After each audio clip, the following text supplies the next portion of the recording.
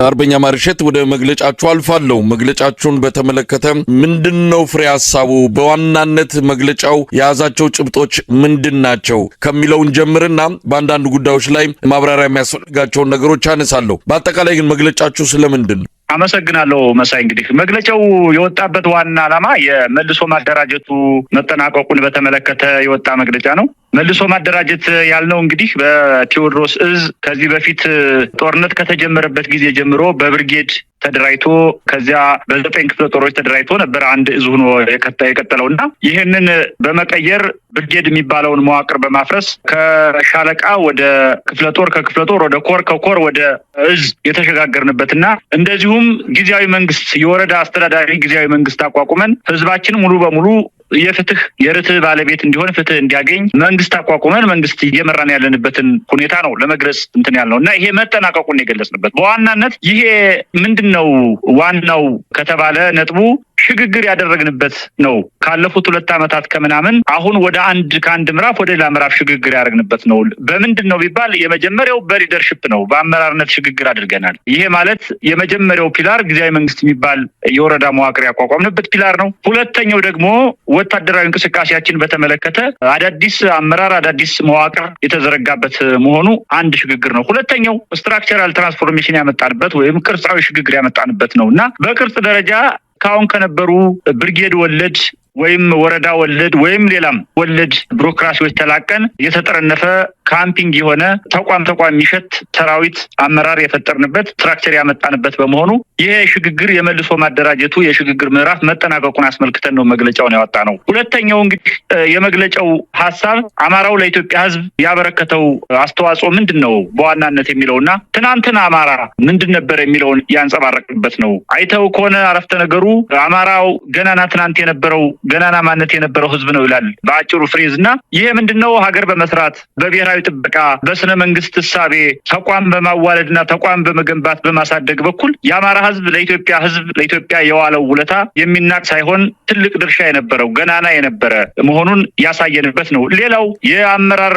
ማቹሪቲያችን እጅግ ያደገ ከፍ ያለ መሆኑን ያየንበት የገለጽንበት ነው። ሌላው ደግሞ በዚህ መግለጫ የተካተተው ዋና ነጥብ እስካሁን ከነበርንበት ከህልውና ተጋድሎ ከሚባለው ትርክ በተጨማሪ ፖለቲካዊ ግቡ ዋናና ቁልፉ የዚህ የህልውና ትግል መውጫ መሰላል መሆኑን ያንጸባረቅንበትና ለዚህ ፖለቲካዊ ግብ ደግሞ በዋናነት ሊደረጉ የሚችሉ ትብብሮችን ሊደረጉ የሚችሉ ስምምነቶችን በተመለከተ በእኛ የበላይነት ቁልፉን እኛ ይዘን በእኛ ቁጥጥር ሀገሪቱን በማይጎዳ ህዝቡን በማይጎዳ ሁሉም ከስሜቱ ሁሉም ከነበረበት የታሪክ ዱብታ ወጥቶ እኩል በኩል የሁሉንም እኩልነትና ነጻነት ሳይነፍግ መቀጠል እንዳለበት ያንጸባረቅንበት። ሌላኛው ደግሞ አንድነትን በተመለከተ በኋላ መጣበታለሁ አንድነትን በተመለከተ እየተሄደበት ያለውን የድርጅት መስረታ ሂደት የገለጽንበትና በርከት ያሉ ዋናና ንዑስ ነጥቦችን ያነሳንበት ነው መግለጫው መሳይ። እንግዲህ በመግለጫችሁ ላይ የተጠቀሱ አንዳንድ ጉዳዮች አሉ። ምናልባት እዛ ላይ ማብራሪያ ይፈልጋሉ ብዬ ያሰብኳቸውን አነሳለሁ። እንግዲህ በሂደቱም የህዝብ አስተዳደርና የኃይላችንን ኃላፊነትና ግንኙነት በግልጽ በመለየት የጊዜያዊ መንግስት አስተዳደር ማደራጀት ተችሏል። መዋቅራዊ ማሻሻያውን በጥናቱ መሰረት በአብይ ኮሚቴ የተመራ ሲሆን የሥራ አስፈጻሚ ኮሚቴው የውሳኔ ሰጭነት ሚናውን በየሰዓቱ ያረጋገጠበት ውጤታማ ድርጅታዊ ስምሪት ሆኖ ተመዝግቧል ይላል። ይሄ የጊዜያዊ መንግስት አስተዳደር የሚለውን ማብራራት ከተቻለ ምን ማለት ነው? ጊዜያዊ መንግስት ማለት ያው አሁን እንደምታውቀው እኛ ቴዎድሮስ እዝ ውስጥ ቀበሌዎች ሙሉ በሙሉ በሚባል ደረጃ በእኛ ቁጥጥር ስር በመሆናቸው የጠላት ኃይል ያለው ወረዳ ከተሞች ላይ ብቻ በመሆኑ ለምሳሌ አንድ ወረዳ 30 ቀበሌዎች ካሉት ከ30 ቀበሌ መካከል 28 አካባቢ ቀበሌዎችን እኛ የተቆጣጠርን በመሆኑ ህዝባችን ያው ፍትህ ስለሚያስፈልገው መንግስት ስለሚያስፈልገው አሁን መንግስት ስለሌለ አማራ ክልል መንግስት ስለሚያስፈልገው እኛ መንግስት መስርተንለት በራሱ በመረጠው ህዝቡ ከቀበሌ ጀምሮ እየተደራጀ እኛ አጽዳቂ ሆነን ባመጣነው ስትራክቸራል መርህ መሰረት ያን የህዝቡን ውሳኔና ምርጫ እያከበርንለት እያጸደቅንለት መንግስት የመሰረትለት ነው። ለህዝቡ የአማራ መንግስት የመሰረትንለት የመጀመሪያው ምዕራፍ በመሆኑ ነው ይሄን የቅርጽ ትራንስፎርሜሽን ለየት የሚያደርገውና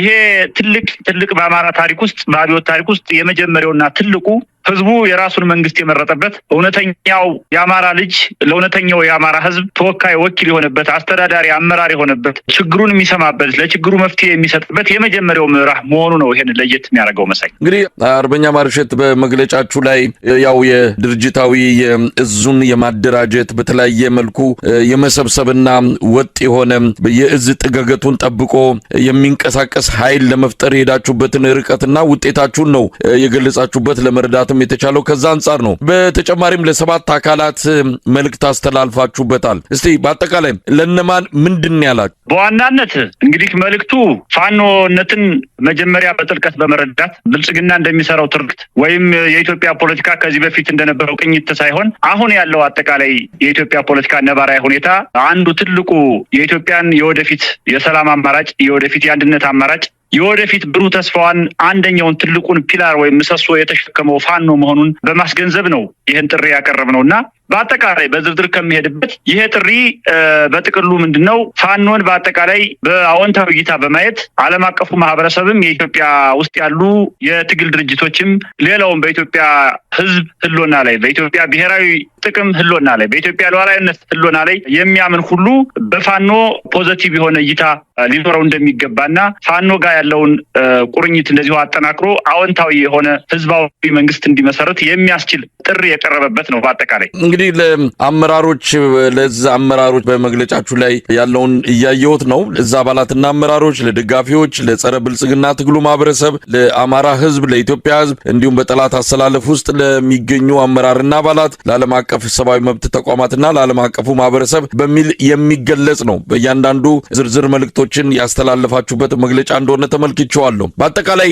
ምን ማለት ይቻላል? ከዚህ መግለጫ የኢትዮጵያ ህዝብ ምን እንዲረዳ ትፈልጋላችሁ? የአማራ ህዝብን ጨምሮ ምን መልእክቶችን ወይም ደግሞ ምን አቋም እንዳላችሁ ለማሳየት የሞከራችሁበት ነው? ምንድነው የፈለጋችሁት በዚህ መግለጫ ለህዝቡ ልታስተላልፉ የፈለጋችሁት? በዝርዝር ከመጣንበት እንግዲህ ለአማራ ህዝብም ሆነ ለኢትዮጵያ ህዝብ ለማስተላለፍ የፈለግነው ዋና መልእክት ምንድነው? የአብይ አህመድን አንደኛ የፖለቲካ አጀንዳውን ቀምተነዋል። ሁለተኛ ብሔራዊ ጦሩን በሚገባ አዳክመን የማይናበብ የደከመ ሊደርሺፕ እንዲኖረውና የደከመ ኃይል እንዲኖረው አድርገነዋል። ሶስተኛ እንደዚሁ በአማራ ህዝብ ላይ የሰራውን ጸረ አማራ ትርክት በማፍረስ አዲስ ለአማራ ህዝብም ለኢትዮጵያ ህዝብም የሚጠቅም የፖለቲካዊና ማህበራዊ ትርክት ገንብተን አዎንታዊነታችንን በዓለም አደባባይ ማስመስከራችንን ይታወቃል። ሌላው እንግዲህ የኢኮኖሚውን የአብይ አህመድን ኢኮኖሚ ያው ከውጭ ፍላጎት ባላቸው ሀገራት ከሚደገፈው ፋይናንስ ውጭ ያለውን አዳክመን ባዶ ካዝና እንዲሸከም እንዲታቀፍ አድርገነዋል።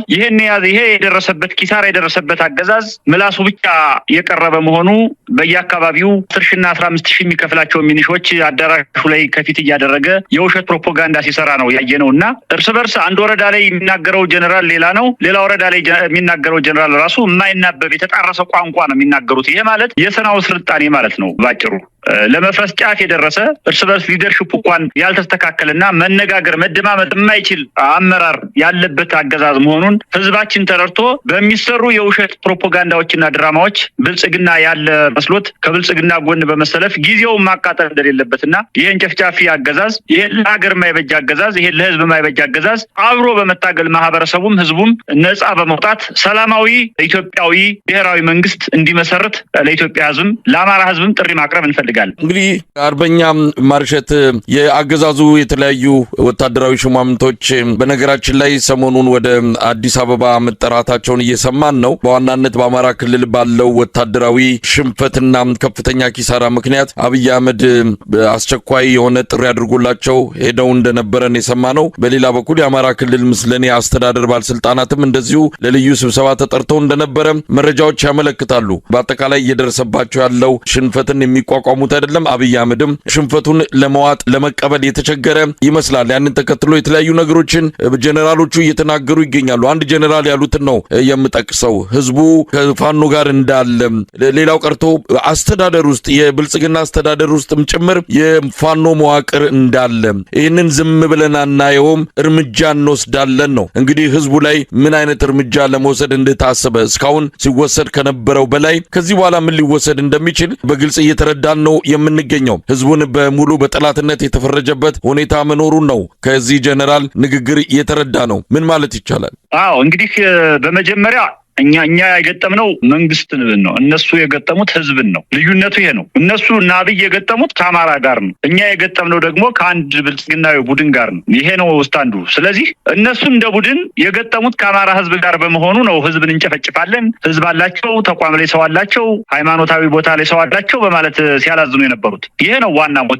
ስለዚህ አሁንም ወደ አዲስ አበባም ተጠሩ፣ ወደ ደብረ ዘይት ዱባይም ተሰበሰቡ፣ የትም ተሰብስበው የሚመክሩት እንዴት መግደል እንዳለባቸው፣ እንዴት ቤት ማቃጠል እንዳለባቸው፣ በድሮን የትኛውን መንደር ደግሞ በድጋሚ ማውደም እንዳለባቸው ነው። ከዚህ የተለየ ሜንታሊቲ ከዚህ የተለየ ፕላንም የላቸውም። የእነ አብይ አህመድ ላይፍ ፕላናቸው አይደለም ተቋማዊ ፕላን፣ ላይፍ ፕላናቸው ራሱ ግድያና ማውደም ስለሆነ ሊመክሩ የሚችሉት ይሄን ነው እና የበለጠ አሁንም ንጹሃን ላይ ያነጣጠረ ጥቃት ለመፈጸም ነው እየተንቀሳቀሱ ያሉት። በዚህ አጋጣሚ ዲዛሞ ወለጋ ላይ የህዝብ ጭፍጨፋ አዋጅ ሰሞኑን ከጥቅምት ጀምሮ ሲታወጅ የሰነበተው በድፍን ወለጋ የሚገኝ አማራ መጽዳት አለበት፣ መጨፍጨፍ አለበት፣ ሚሊዮን አማራ አለ፣ ሚሊዮን ማለቅ አለበት የሚል ጭፍጨፋ ሲያሰሙ ነው እና ነቀምት አዳራሽ ውስጥ የሰነበቱት እና ያንንም እቅድ እንደ አንድ ትልቅ መነሻ ይዘው እዚህም ክልል ውስጥ ያለውን አማራ በተመሳሳይ ባገኙት አጋጣሚ ሁሉ ለመጨፍጨፍ ነው ወደ አዲስ አበባ የተጠሩት። ከዚህ በፊት በተከታታይ እንደዚሁ ወደ አዲስ አበባ እየተጠሩ አንድ ጊዜ ከክልል እንወጣለን፣ ሌላ ጊዜ 15 ቀን ዘመቻ፣ ሌላ ጊዜ በ30 እንደዚህ እስከ 30 አጥፍተናቸው እስከ 30 ጨፍጭፈናቸው በትነናቸው የሚል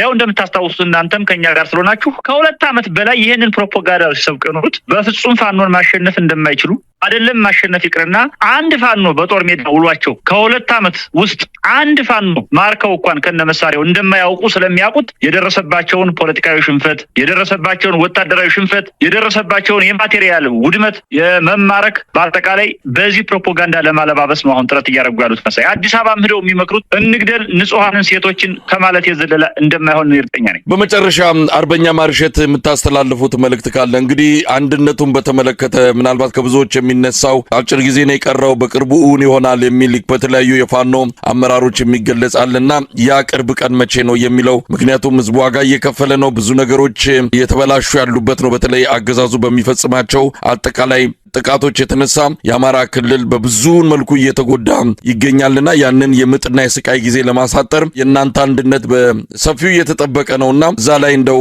መሬት የጨበጠ በተግባር የሚታይ ነገር ህዝቡ ይጠብቃል። በአጠቃላይ ምን ማለት ይቻላል? መልእክትም ካለ አመሰግናለሁ። እንግዲህ መግለጫው ላይም እንደገለጽ ነው አንድነቱን በተመለከተ እየተሄደበት ያለው አሁን በጣም ጥሩ አያያዝና ጥሩ መንገድ ስለሆነ አሁን በአጠቃላይ ፋኖ የሚባለው ኃይል ወደ አንድ አታጋይ አማራዊ ድርጅት የመመስረቱ ሂደት እውን እየሆነ እየመጣ ስለሆነ ብዙም በዝርዝር አልሄድበትም፣ እየተሰራ ነው። መግለጫው ላይም በደንብ ገልጸነዋል። በአጭር ቀን ውስጥ የሚጠናቀቅ ይሆናል። እንደ መልእክት ግን በመጀመሪያ ለእነ አብይ ካምፕ ውስጥ ላሉ የቀኝ የውስጥ ንቅናቄ አባል ላልሆኑ ካድሬዎች ከላይ እስከታች ላሉ ካድሬዎች ነው መልእክት ማስተላልፈው። እኛ ከዚህ በፊት በአማራ ፖለቲካ ውስጥ በአማራ የትግል ታሪክ ውስጥ እንዲህ አይነት የጠመንጃ እንቅስቃሴ ተደርጎ አይታወቅም። እንዲህ አይነት ህዝባዊ አብዮት፣ እንዲህ አይነት ህዝባዊ ሰራዊት ተገንብቶ አያውቅም እና ይሄ አብዮት ይሄ እንቅስቃሴ የአማራ ብሔርተኝነትን ብቻ ሳይሆን አምጦ የወለደው በኢትዮጵያና በምስራቅ አፍሪካ ፖለቲካ ውስጥ አዲስ መልክ አዲስ ሀሳብ ይዞ የመጣ በመሆኑ የዚህ ተጠቃሚ የዚህ አባል የዚህ ታጋይ ድርጅት የዚህ አብዮት ባለቤት አለመሆን ፍጹም ወንጀል